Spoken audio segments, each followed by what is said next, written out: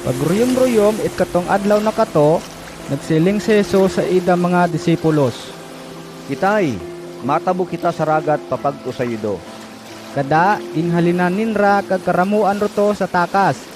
Ag si Jesus ay wayi ay ninra gipasay duha halin sa ida giniingkura nakrayapang.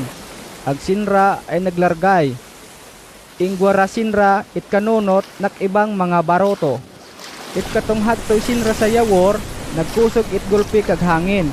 Ag kag inrarayapang ay ging papakalampusan itrag kong humbak. Kada nagsuyor kag maramong tubi astang kali ay halos mapupuno.